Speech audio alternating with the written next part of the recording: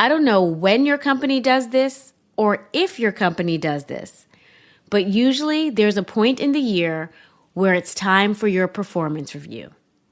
Yep. What are your strengths? What are your weaknesses? What are some areas of improvement? What are some goals you need to focus on? And for lots of people, the experience makes you anxious. What are some ways to have a more healthy relationship with this process?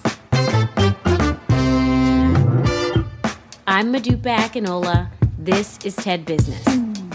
Our speaker today is author, former anchor of ABC News, and a dear friend of mine, Dan Harris. In this talk, Dan shares how practicing mindfulness and meditation completely changed his life and his experience with feedback. Then after the talk, Dan and I have a deep conversation about life after ABC News and his continued journey of self-improvement. But first, a quick break. A few years ago, I signed up for something called a 360 review. If you've ever worked in the corporate world, you probably have heard of this diabolical exercise. It's an anonymous survey with your boss's peers and direct reports, and the idea is to get a panoramic sense of your strengths and weaknesses. I opted for the colonoscopy version of a 360 review, which included my wife, my brother, and 2 of my meditation teachers. In all, 16 people gave hour-long confidential interviews, and I was then handed a 39-page report brimming with blind quotes. I can tell you're looking forward to hearing the results, sadists. But I'm going to make you wait a second because I should give you a little background on me. I used to be an anchorman. I worked at ABC News for 21 years. It was a very stressful job. In fact, I had a panic attack live on the air in 2004 while delivering some otherwise mundane headlines.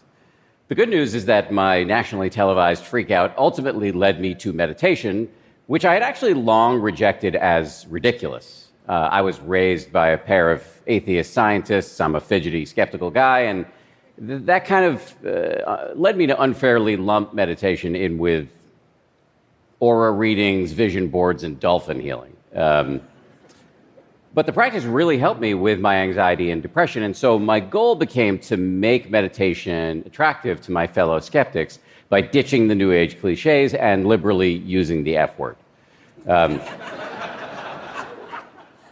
To my great surprise, this unorthodox approach turned me into a quasi-self-help guru. And a few years into this trip, I decided that I wanted to get a sense of whether my inner work was having outer results. Was meditation making me a nicer person? And that's why I signed up for the 360. And now I will tell you about the results. The first 13 pages were dedicated to my sterling qualities. People talked about how hardworking and intelligent I was. Many also said meditation had made me more caring. But then came 26 pages of beatdown.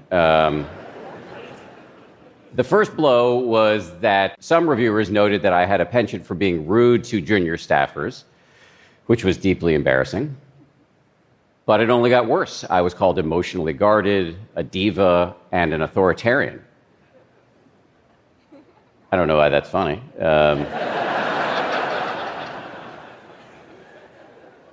Some people even questioned my motives for promoting meditation. It got so bad that at one point my wife, who was reading it with me, got up and went to the bathroom and cried. I think for me, the most painful part was realizing that the aspects of my personality that I was most ashamed of and had really tried to hide were in fact on full display for everybody. And those included my 2 most prominent and problematic demons, anger and self-centeredness. Bottom line, meditation had helped, for sure, but I clearly retained the capacity to be a schmuck. And I am not alone in this. All kinds of bad behavior have been on the rise. Reckless driving, unruly airline passengers, violent crime, online bullying, workplace incivility, tribal antagonism, even general self-centeredness. At times, it can really feel like our social fabric is unraveling. So after my 360, I decided to do some work on myself and to see if I could also learn some things that by extension might help the species. I pulled every lever at my disposal. I did psychotherapy, communications coaching, bias training, couples counseling, and more. And while I was really grateful to be able to do all of this stuff and all of it helped, I was still finding myself too often getting selfish or snippy. So I signed up for a 9-day silent retreat where I would practice a kind of meditation that has been shown to boost your capacity for warmth. It's called loving kindness, which, as you might imagine, sounded to me like Valentine's Day with a gun to my head.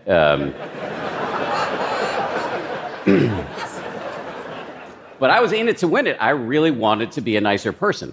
I kept getting tripped up, though, because the woman who was running the retreat, my teacher, her name is Spring Washam, she kept insisting that if I wanted to be less of a jerk to other people, I needed to start by being less of a jerk to myself, which I thought was the kind of thing you hear from Instagram influencers and spin instructors.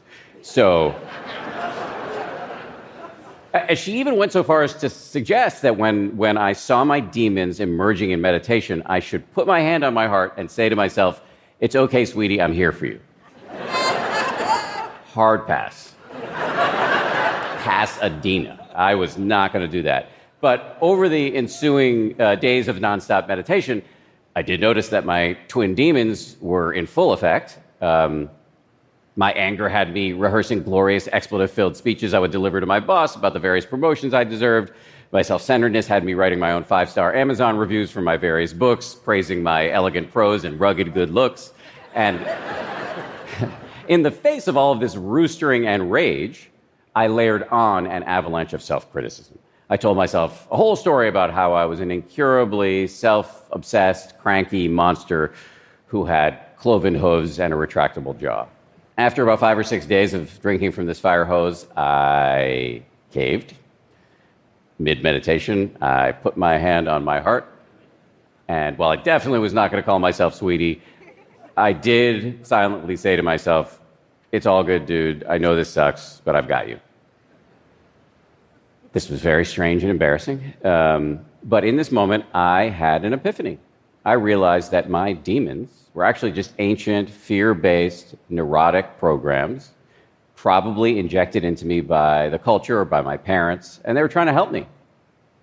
It was the organism trying to protect itself.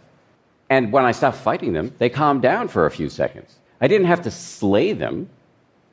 I just had to give them a high five. And this counterintuitive extension of warmth was not, I realized, it was not indulgence, it was radical disarmament. Here's the way I think about this. At any given moment, we humans have two choices, or two spirals that are available to us. The first is what my friend Evelyn Triboulet calls the toilet vortex. The reason why this looks childish and ridiculous is that I drew it myself. The toilet vortex might start like this. You're picking on yourself because you don't like the way you look in the mirror, you're unhappy with your level of productivity, or you have failed to achieve ketosis, whatever, and then you take that out on other people, and then you are feeling more miserable, and then down you go. The vastly superior alternative is what I call the cheesy upward spiral. This one was drawn by a professional. As your inner weather gets balmier, because you've learned how to high-five your demons, that shows up in your relationships with other people. And because relationships are probably the most important variable when it comes to human flourishing, your inner weather improves even further, and up you go. And that is the whole point here. Self-love, properly understood, not as narcissism, but as having your own back, is not selfish. It makes you better at loving other people. And the flip side of this was on full display in my 360. All the ways in which I was torturing myself showed up in my relationships with other people. And as those relationships suffered, so did I. Taken together, my two excellent drawings represent a kind of amateur unified field theory of love. I call it me, comma, a love story. That's a deliberately ridiculous name, but I am actually pretty serious about using the word love. Granted, it's a confusing term because we use it to apply to everything from our spouses to our children to gluten-free snickerdoodles. But I am comfortable embracing the broadness of the term. I consider love to be anything that falls within the human capacity to care, a capacity wired deeply into us via evolution. It's our ability to care, cooperate, and communicate that has allowed Homo sapiens to thrive. And it is a failure to exercise that muscle It is a lack of love that I think is at the root of our most pressing problems, from inequality to violence to the climate crisis. Obviously, these are all massive problems that are going to require massive structural change, but at a baseline, they also require us to care about one another. And it is harder to do that when you're stuck in a ceaseless spiral of self-centered self-flagellation. Thank you. So I guess what I'm trying to say here is there's a geopolitical case for you to get your shit together. And the massively empowering news is that love is not an unalterable factory setting. It is a skill that you can train. It's actually a family of skills. After my 360, I learned a whole bunch of practices for upping my love game, and I'm going to share 2 with you right now that I think would be very easy to integrate into your life. The first is to boot up a practice of loving kindness meditation. I should say that it does not require you to subscribe to some fancy metaphysical program, and it shouldn't take up too much time, maybe a few minutes, a couple times a week to start. The instructions are really simple. Find a reasonably quiet place, assume a comfortable position, close your eyes, and begin by envisioning a really easy person. Maybe a good friend, maybe a pet. And then you repeat in your mind 4 phrases. May you be happy, may you be safe, may you be healthy, may you live with ease. After you've generated a little warmth, you do a bait and switch and move on to yourself.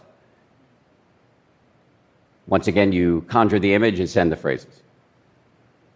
After that, it's on to a mentor, somebody who's helped you in your life, then a neutral person, somebody you might overlook, then a difficult person, probably not hard to find, and then we finish with all beings everywhere. To some of you, this may seem forced and treacly, but it's worth noting that the research shows that this practice has physiological, psychological, and even behavioral benefits. The other practice I'm going to recommend is to start consciously counter-programming against your inner critic. Next time you notice yourself going down the toilet, if nobody's looking, put your hand on your heart and talk to yourself the way you would talk to a good friend. For ambitious people, this may be a little scary. You might fear it's going to erode your edge, but research shows that this process of replacing your sadistic inner tyrant with a supportive inner coach who has high standards but is not a jerk about it makes you more likely to reach your goals. Now, I will cop to the fact that even though I've now retired from my job as a newsman and am a full-time meditation evangelist, I still go down the toilet on the regular. But I'm much more likely to access the upward spiral these days. In fact, 3 years after my 360, I got another one because I never learn. And this one was way different. People gushed about how much I had changed as a friend and a mentor and a colleague. They talked about specific meetings where I used to be a prosecutor and was now delightful. One person said his ego is shrinking, which I think was a compliment. And another person said he's finding his heart, which the new me let pass. After she finished reading, my wife turned to me and said, "Congratulations, now you're boring." I'm hoping that was a joke because, in my opinion, upping your love game is anything but boring. It's countercultural because it cuts against the never-enoughness and always behindness that society seems to want us to feel. It's courageous because it's hard to look at your demons. And it's happiness-producing because when you high-five your demons, they don't own you as much. And all of that makes you more generous and more available. If that sounds grandiose or touchy-feely to you, let me put it to you another way. The view is so much better when you pull your head out of your ass. Thank you very much.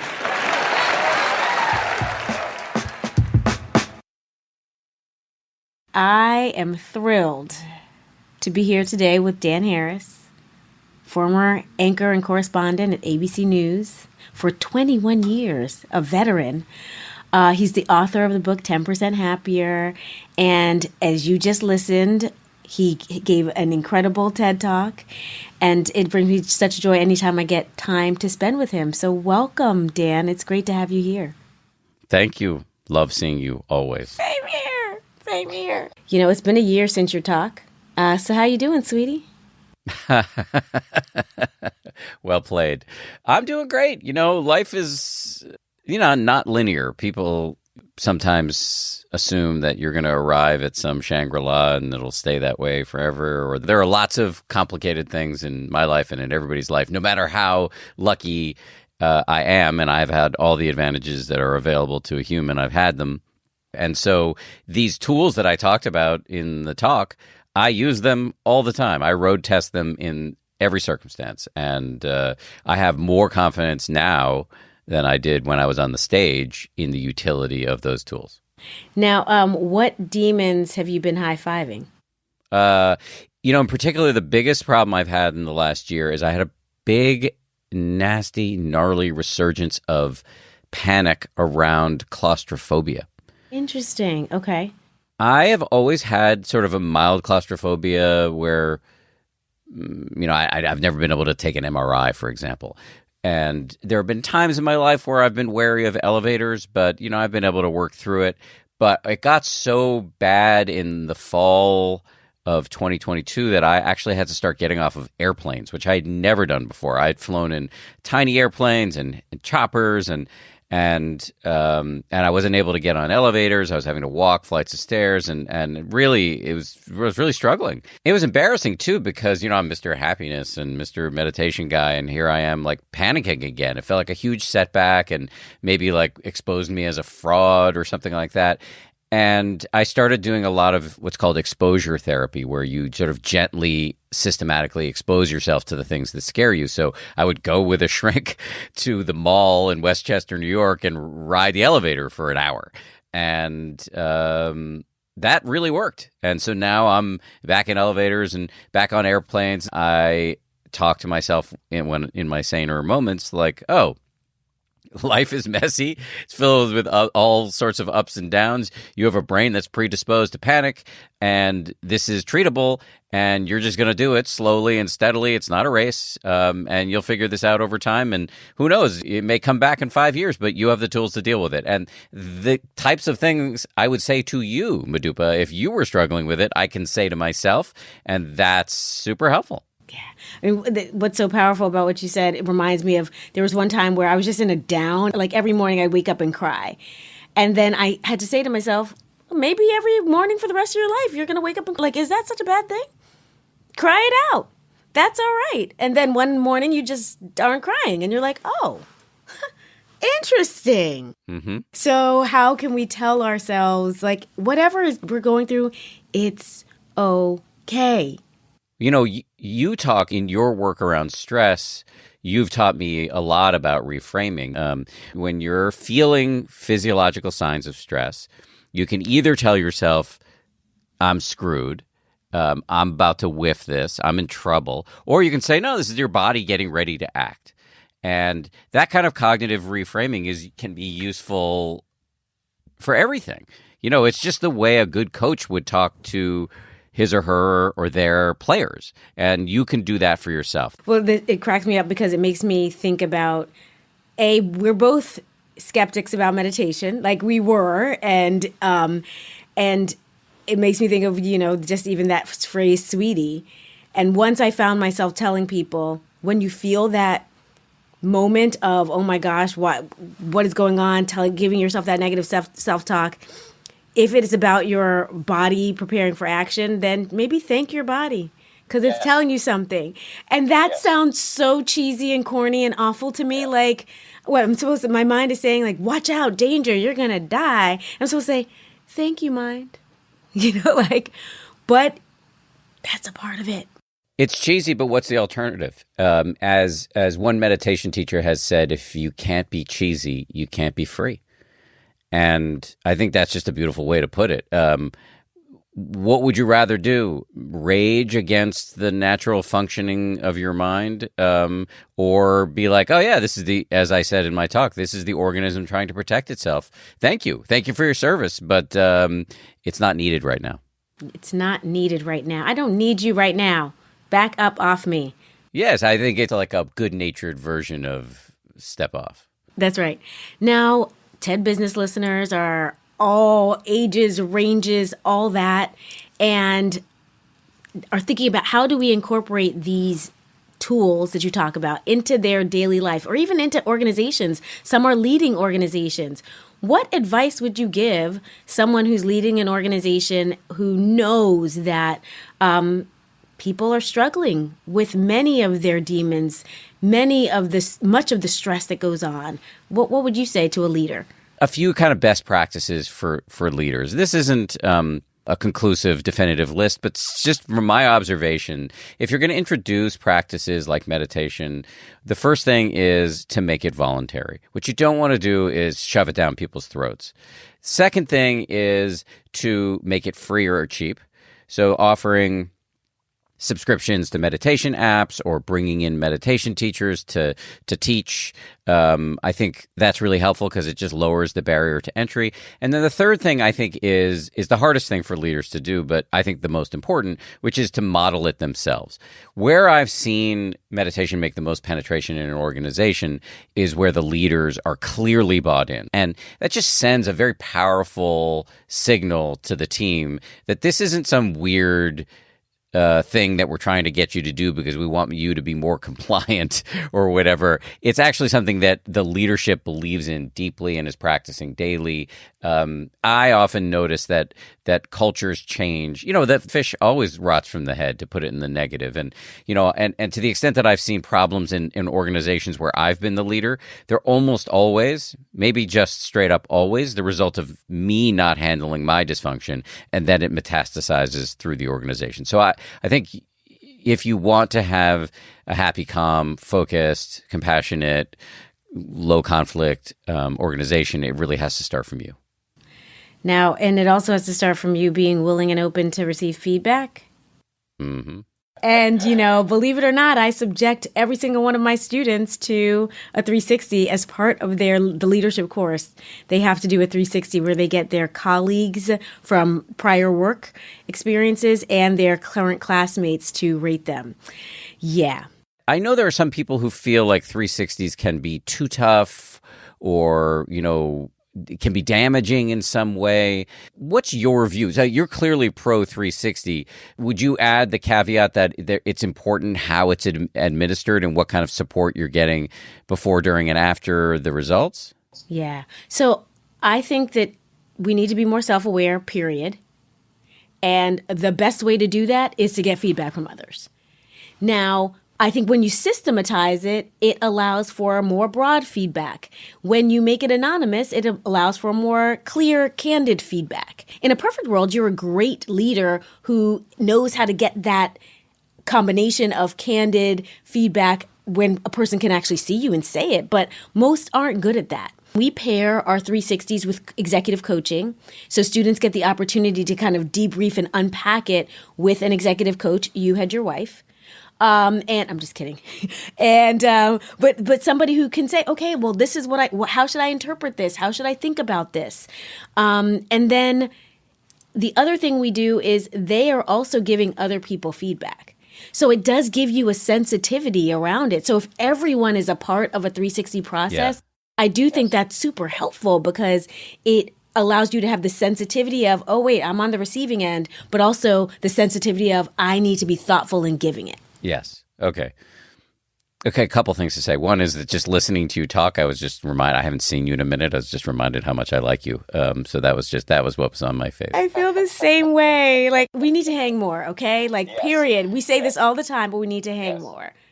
The second thing I was thinking is that there's so much wisdom to that because for me, when I got my 360, it was devastating. The information was devastating, but it came within the support seemed really important. And so to get back to what advice would I give to people who are either about to get a 360 or considering getting one is, I think there are two pieces. One is, just make sure that you're doing it in an environment where because you're going to learn really painful things. You want to have support and help in processing that information and somebody who's going to help you develop an action plan for dealing with it. And the second part is just to be willing to hear and to act on it in the knowledge that it will be principally to your benefit, that fixing this stuff will improve your life vastly. So true.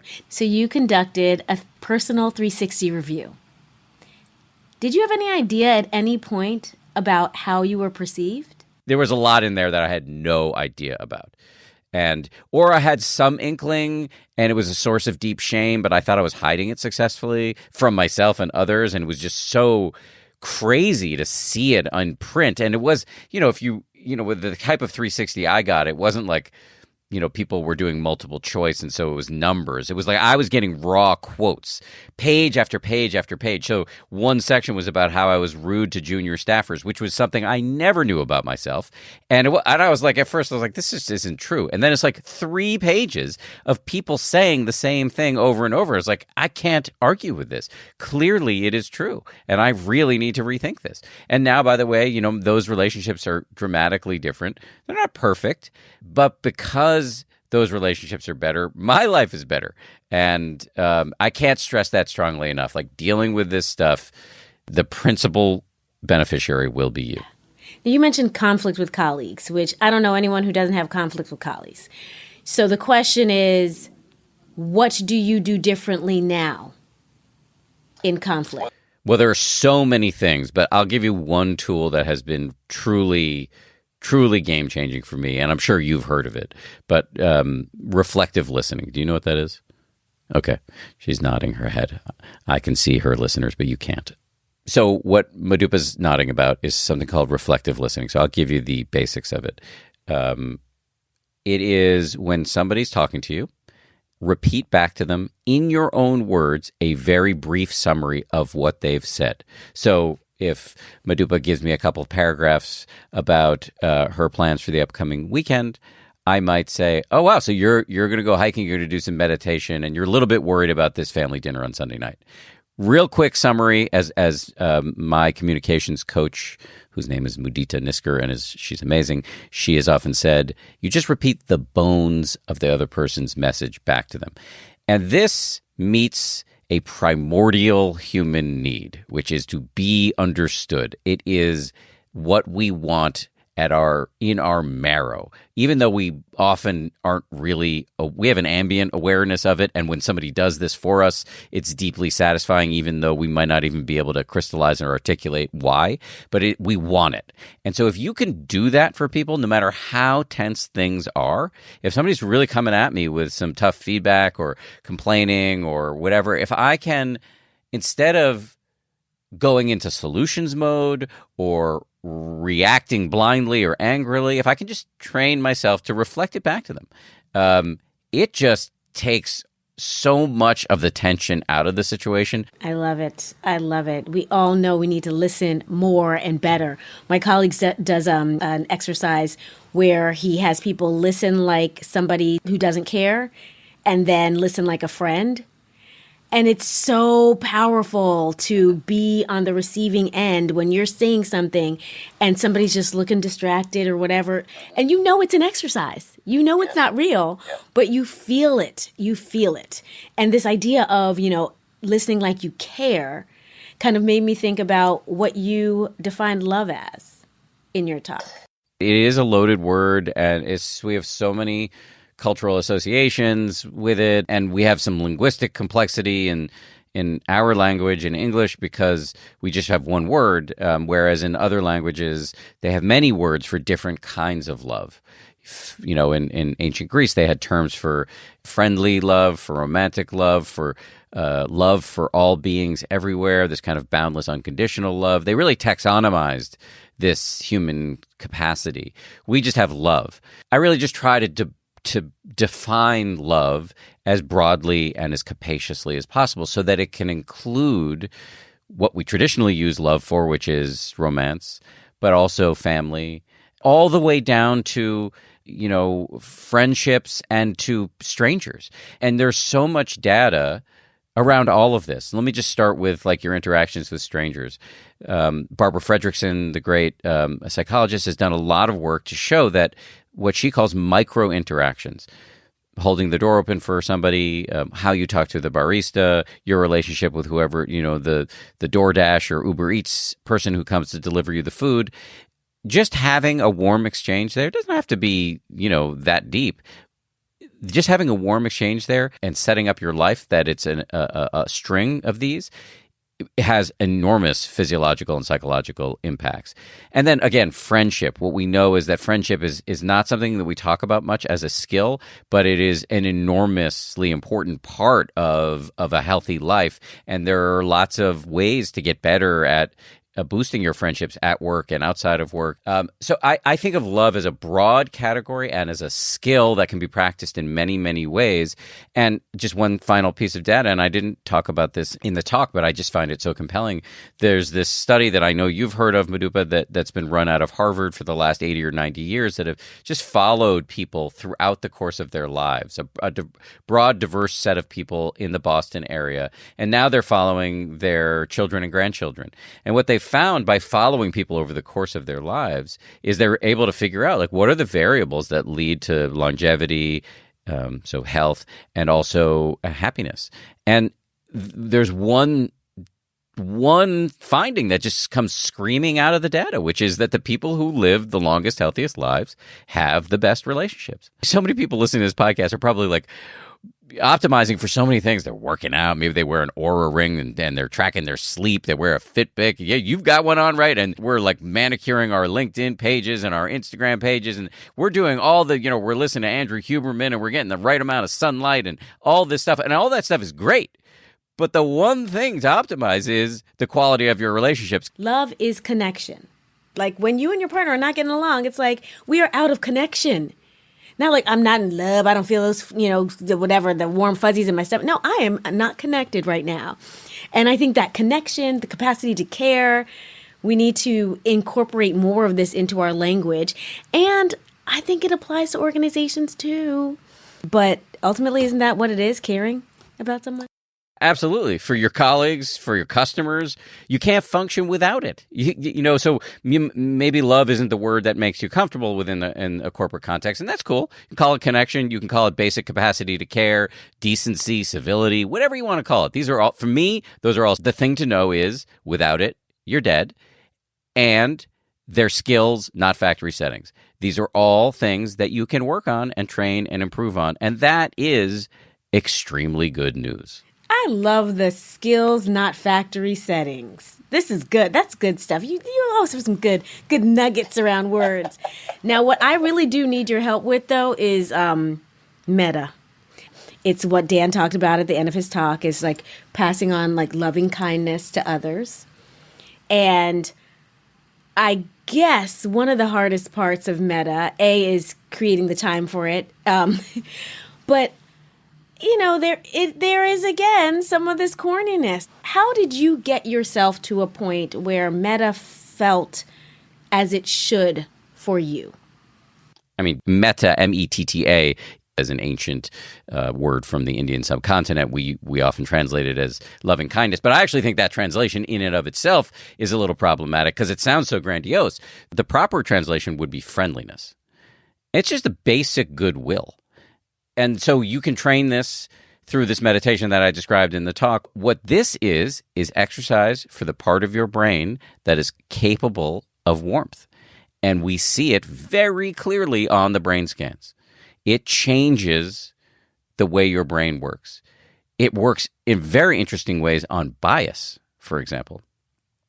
And we know this is a huge problem in society. We all have biases. They can have very pernicious impacts, especially on marginalized populations, but they can also have very pernicious impacts on you because you can overlook people who would otherwise be great sources of support and strength in your organization because you're wearing filters that were culturally imposed upon you through no fault of your own. And so this type of practice can just get rid of those blinkers, and it's really kind of beautiful. And the final category for in a traditional metta practice is this unconditional love for everyone.